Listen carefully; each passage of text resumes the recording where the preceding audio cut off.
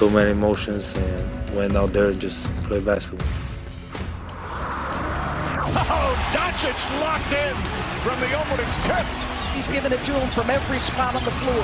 He's just letting them know that daddy's home. It's superhuman. A night for Doncic that began in tears and it ends in triumph. All NBA, so that's...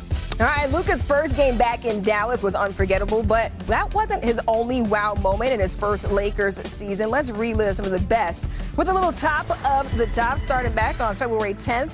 Luka Doncic making his Lakers debut versus the Jazz. Step back three, Ramona. This is what he does. Perkins Sports. he They needed just that signed one. Luka. I remember he was struggling here, and they got that to fall, and the whole building felt so good for him. Yeah, he finished that one with 14 points. How about the Lakers taking on the Jazz and Luka's second game as a Laker through this incredible no-look pass to Rui Hachimura. Mark, this is showtime. Yeah, he could be on the Globetrotters if he wanted to, but with all that money he's making right now, he's good. Yeah, the money he's making right now, he's not going to make with the Globetrotters. Let's take a look at this next moment right there. Hornets taking on the Lakers in Luka's third game as a Laker. He threw this full-court dime to LeBron James on the break for the slam, and that's the connection you want to see, Ramona. You know, LeBron has often said Luka is his favorite player, and passes like that.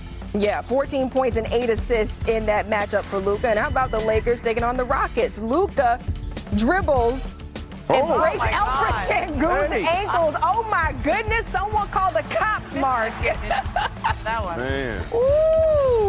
Slide to the left. Oh, you know what? It is a little bit of a cha-cha slide, but not the one you want to see. How about Luka's return to Dallas? And it was filled with emotions and Luka magic. Luka was in command all night long, scoring from everywhere. He finished with 45 points and dazzled the NBA world with his performance. And Ramona, talk about getting a little bit of revenge here. I can't get over how much emotion he had to play with. First the game in LA against the Mavs, then we're going back to Dallas.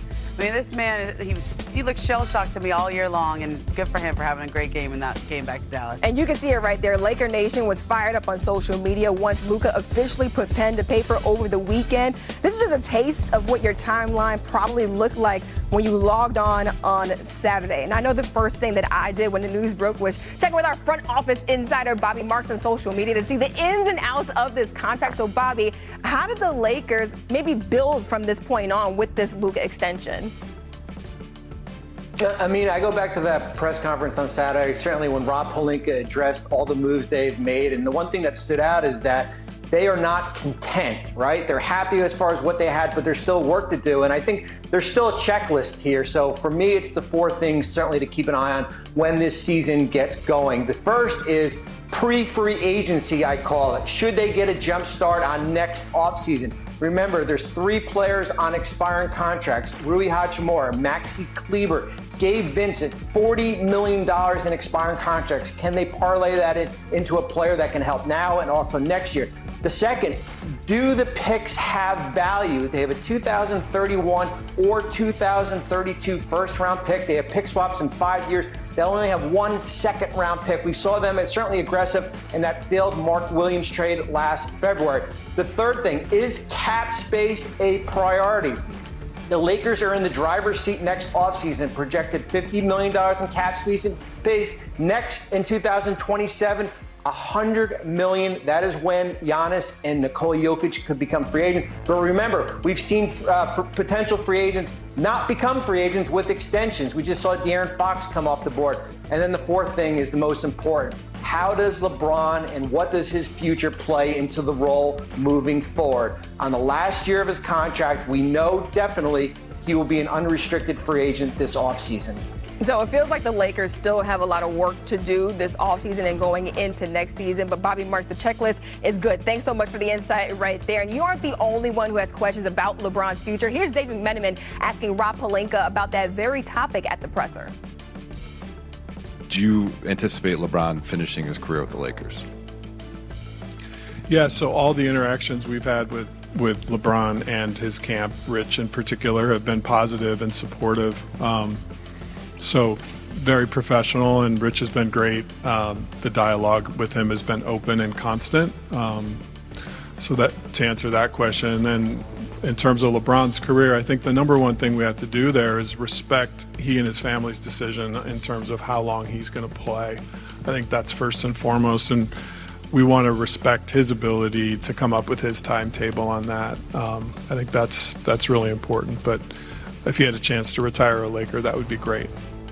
All right, let's bring in the man who asked that question. David McMenamin here with us covering the Lakers. And Dave, everyone took a notice that LeBron was not at that Luka presser. What message is being sent there?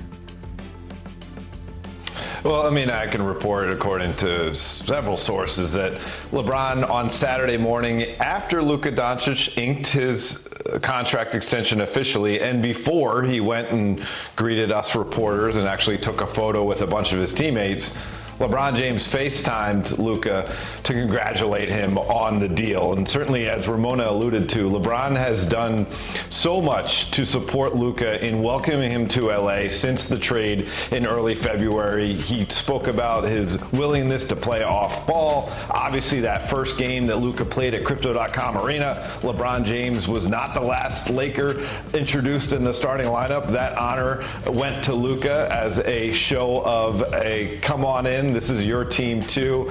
And the relationship between Luka Doncic and LeBron, I'm told, involves a lot of respect and reverence. The greater question is, where does LeBron stand with the Lakers? And I'm told that the statement that Rich Paul gave to Shams Charania back in June when LeBron opted in still stands, that LeBron and his representatives will be monitoring the Lakers' moves that they make, because they recognize that there's only a very limited amount of time left in his career, and he wants to be competing for championships whatever time that is. Yeah, so there's a bigger issue happening there between LeBron and the Lakers. And beyond who was and wasn't there, what stood out to you most about seeing Luka Doncic now versus the tail end of last season? Well, certainly it wasn't smoke and mirrors, and it wasn't Photoshop in that Men's Health article and spread of photos. Luka Doncic looks fantastic. I didn't just see him in a suit on Saturday. Last night on Sunday, I saw him